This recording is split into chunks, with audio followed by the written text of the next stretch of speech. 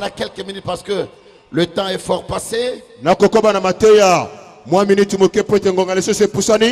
Mais tous les responsables qui étaient saisis de faire ce travail ne resteront jamais impunis.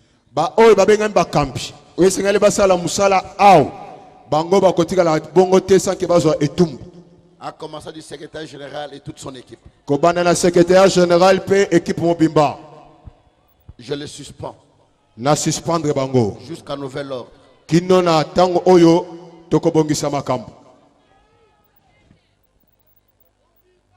Merci. Écoutez-moi ce soir. Peuple de Dieu. Je vais te dire une chose pour terminer le message de ce soir. La Bible dit ceci.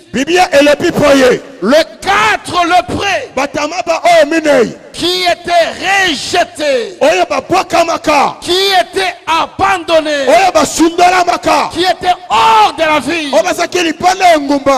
Devinez que ceux qui étaient dans la ville pleuraient de faim. Parce que les lépreux ne pouvaient manger ce que les gens jetaient dehors. Ils pouvaient aller jeter dans des poubelles pour manger. Et ceux qui étaient dans la ville, ils pleuraient. Et quelles seraient les conséquences de ces lépreux qui étaient dehors de la ville? Ces lépreux devraient souffrir. Mais la Bible dit, ces gens-là qu'on avait jetés, qui étaient abandonnés, ce sont eux qui ont sauvé la ville. Ce sont eux qui ont sauvé le pays. Et ce soir, je dis à quelqu'un, toi qui es rejeté, toi qui es abandonné, toi qui n'as pas de valeur, à travers toi, ta famille aura un nom. À travers toi, ta famille sera respectée. À travers toi, ta famille sera relevée. Dieu te relèvera. Dieu te bénira. Laisse-moi te dire, peut-être tu es malade. Tu as parcouru le médecin. Tu as parcouru les hôpitaux. Et tout le monde t'a découragé. Tout le monde t'a dit, monsieur, madame, nous sommes désolés. Ta maladie, nous ne pouvons rien faire. Ta maladie, on ne peut rien faire. Cette maladie est incurable. Cette maladie, on n'a pas les médicaments. C'est vrai.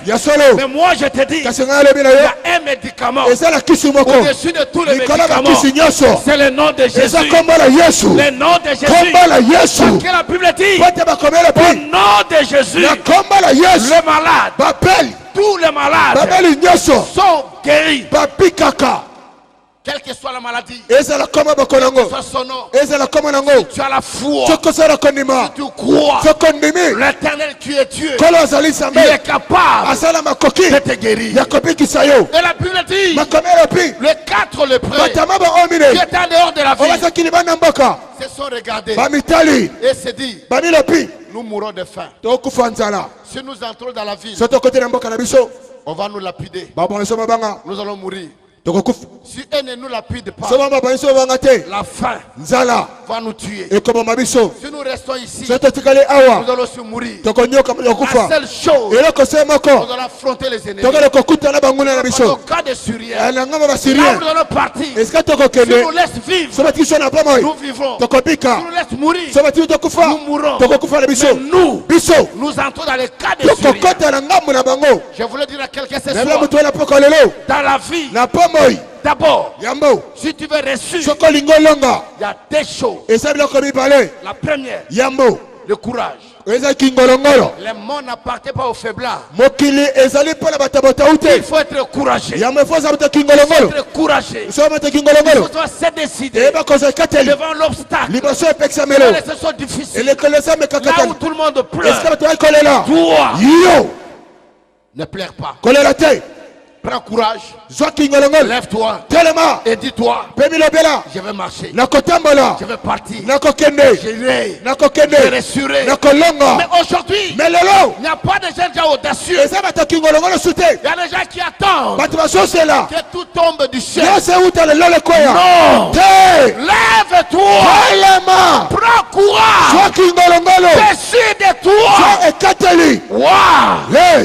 Les gens te diront, aller en Chine c'est difficile. Aller à Dubaï c'est difficile. Aller à Pono c'est difficile. Tu ne sauras pas. Laisse-moi te dire, s'il y a des gens qui partent et qui reviennent, toi aussi tu partiras et tu reviendras. Tu as des gens qui résistent, toi aussi tu réussiras. Au nom de Jésus. Milolo. Les 4 lépreux se sont décidés. Ils ont dit, nous partons au cas de Syrie. Le Syrie était là chez Jésus, ils attendaient. Quand les 4 lépreux avançaient, ils avançaient. La Bible dit, l'Éternel fit entendre au cas des Syriens des bruits, des chats, des bruits, des chevaux, des bruits d'une grande armée qui venait. Vous savez la lèpre et Katagamakolo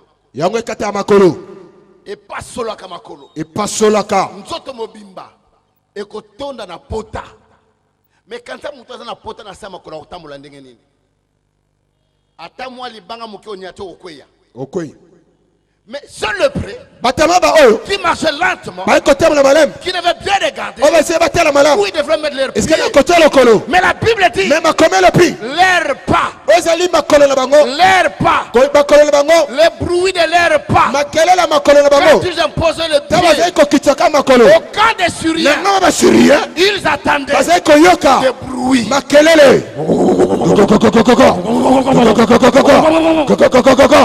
Les cieux sont levés. Il se dit, nous croyons le roi des Israël. Il est parti chercher une solde. L'armée des Haïtiens, l'armée d'Égypte, ils viennent nous attaquer. Ils se sont dit, si nous restons ici, nous allons mourir. Nous devons fuir. Amen. Muto abundisaka yo akokima. Amen. Akokima. Amen. Alinga ta akokima. Amen. Okolonga na fi na yo. Amen. Mbanda na yo akokima. Amen. Nana lobi amen. Amen. Loba akokima. Akokima. Muto abundisaka na musala akokima. Akokima. Muto abundisaka na ministère akokima. Akokima. Moto nyonso. Abundisi yo. Akokima. Il rencontrera l'Éternel Dieu. Il rencontrera Dieu. Je te dis ce soir, il rencontrera. Que tu le veuilles ou pas, tous ceux qui te combattent dans ton travail, dans ton ministère, ils sauront que tu as un Dieu. Ils sauront que tu as un Dieu. Ils sauront que tu as un Dieu. Et la Bible dit, ceux qui avaient des chats, ceux qui avaient des chevaux, ceux qui avaient des ânes, ils ont fui. Ils ont fui qui? Pas une armée, mais 4 malades, 4 lépreux, 4 lépreux ont fait fuir toute une armée. Voilà pourquoi je te dis, tu feras fuir toute une armée qui t'attaque, qui te combattent, les faire fuir devant toi. Yes. Mokondo abunzo na musala bazo longola ye. Loba amen na pierre. Yo malamu te. Mokondo azo bundise bazo longola ye. Yokani. Moto azo bunzo na libota azo kufa. Yokani. Okomone bemena ye. Amen. Okenerolela ye. Amen. Okosombela ye dra. Amen. Okoaccompagner na cimetière. Okotela ye fleur. Mais yakomone bemena ye. Yakomone bemela ye. Yakomona ngote. Yakomona ngote. Yakomona ngote. Yakomona ngote. Sona kufite. Akomona elevation na yo. Akomona kote mawe. Akobetela ye maboko. Akobeta maboko. Yeba. Milolo. Milolo.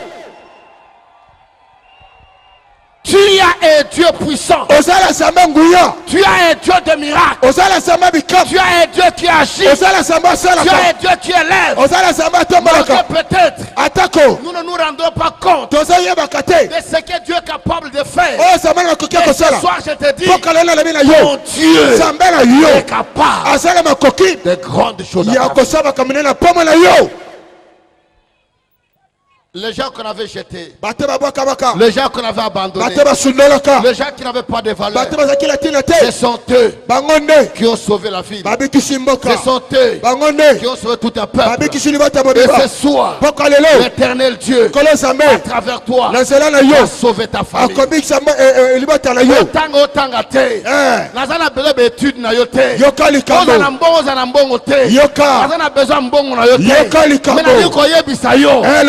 Esika oyo na nzela na yo libota na yo ekozwa kombo. Amen. Nankolo yinda kama pe.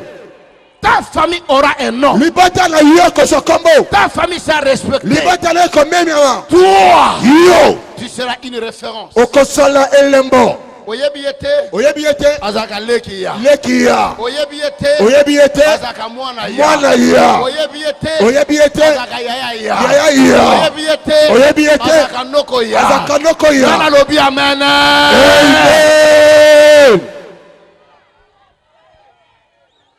La famille était respectée. Elle a pu le dire.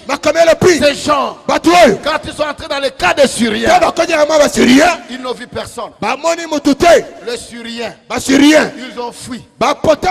Ils ont tout laissé.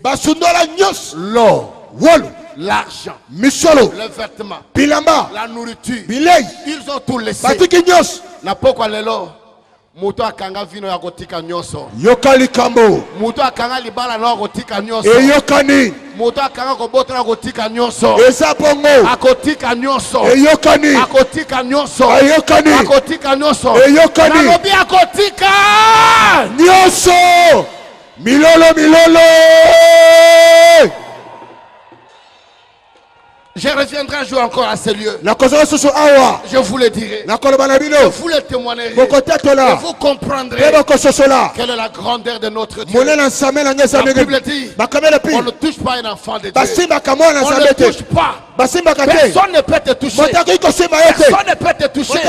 Même s'il complote pour toi, il complote contre toi pour te faire du mal. Je te dis, s'il complote, retournera dans leur famille. Retour à l'expéditeur. Amen. Yoko bota te bana ne bakobota te. Yoko bonga te bana ne bakobonga te. Mais yo okobonga nanko. Okobonga nanko. Okobonga nanko. Au nom de Jésus. Rien n'est fait dans ta vie. Rien n'est mal dans ta vie. Il y a des gens qui te disent, il prie. Il prie. Regarde sa vie. Il veut kosekate. Kosekangate. Okolomona kobikisa yo. Kosekangate. Atale na zana sapato te. Le zana lambate. Le na lete. Na ndako te. Kosekangate. Okolomoko yo kokamanga. Ça je te le dis, c'est la vérité. Je te le dis la vérité. Avec toi, quelque chose se fera. Ils sont entrés dans les camps. Il n'y avait personne. Pas de bruit. Ces gens ont commencé à manger. Ils ont mangé. Ils ont bu. Ils ont pris l'or. Ils ont pris l'argent. Les vêtements. Ils sont partis cachés. Ils sont revenus encore. Ils se sont dit, allons dire au roi. Lui dit, aujourd'hui, c'est une journée de bonnes nouvelles. Européen sangmalam la famille na yo. Amen. Oyeb sa bango ke nazu fiancé. Amen. Oyeb sa bango ke nazo bala. Etumbe. Oyeb sa bango ke nazu visa. Etumba. Nazo kende na poto. Amen. Bako tuna yo. Amen. Yo kaka yo. Ozu mo bala ngondenge nini. Ozu li bala ngondenge nini. Ozu visa ndenge nini. Batambongo bazo zwate. Kitoko bazo zwate. Yo bongi ndenge nini. Yebisa bango. Nakutana na Yesu. Yesu. Oya bongi sanga ba fille ya batu. Amen. Yesu. Côté na Brazzaville, on m'a mené fou. Qui était lié. Bakanga ke maboko. J'ai prié pour lui.